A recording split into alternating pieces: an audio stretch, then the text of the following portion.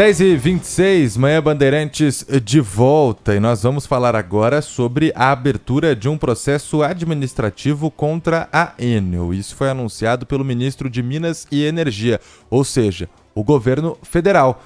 Ana Paula Rodrigues, o que pode acontecer depois desse processo? Essa é a grande dúvida, essa é a grande questão. Dá para acontecer alguma coisa? Bom dia. Bom dia, gente. Bom dia a todo mundo. Bom dia. Bom, finalmente o governo federal se mexendo, né? Em relação à Enel. Demorou. Depois de muita pressão da imprensa, muita pressão popular. E aqui em São Paulo, destacar também a pressão que a própria Prefeitura de São Paulo tem feito para que algo mude em relação à Enel. Mesmo não tendo acesso direto, não tem como colocar as mãos, né, nesse processo de concessão, tem político que usa isso para não fazer nada. Pelo menos em relação a isso, a Prefeitura está se mexendo. E o Ministério de Minas e Energia hoje anunciou a abertura de um processo administrativo. O ministro Alexandre Silveira fez o anúncio dessa decisão pelas redes sociais. Só para lembrar aqui o nosso ouvinte, embora não seja bem necessário, mas a Enel tem causado muitos transtornos. A gente relembra o caso mais recente, que é do mês passado, né, quando bairros do centro de São Paulo ficaram sem energia por uma semana.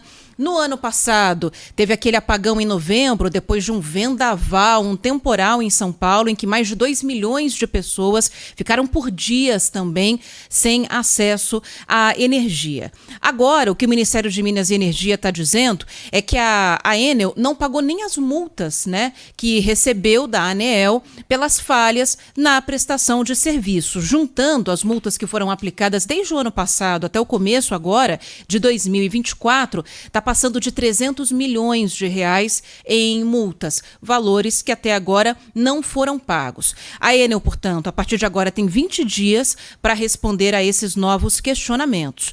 O contrato de concessão aqui em São Paulo vai até 2028. O que pode acontecer com esse processo administrativo? As multas serem pagas ou até mesmo o contrato de concessão ser encerrado.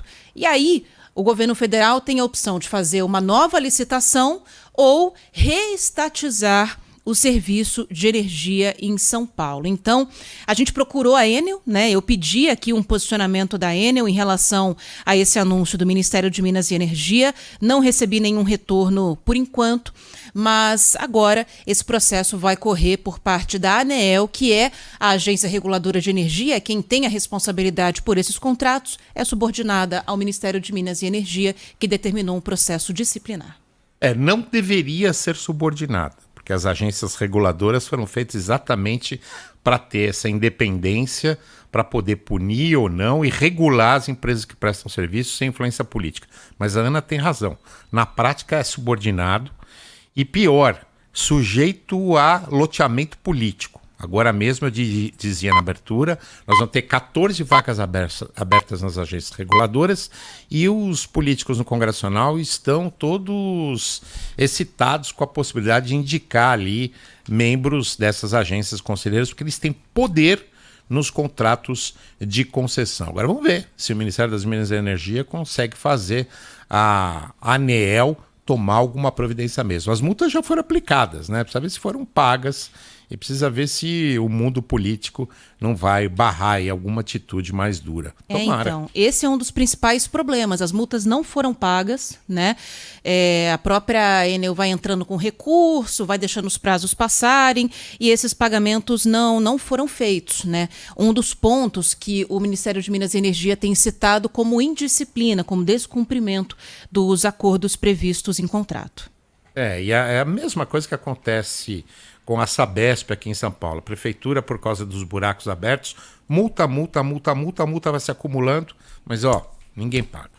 E a gente fica aqui, né, no meio disso tudo. A gente cidadão, eu digo, né, que fica no meio disso tudo, hora caindo em buraco, agora, hora sem energia. Se você tomar uma multa, você tem que pagar, né? Ai de mim, o nome fica vermelho, é protestado, né, e depois disso você não compra nem mais um alfinete se precisar, porque o seu nome tá vermelho.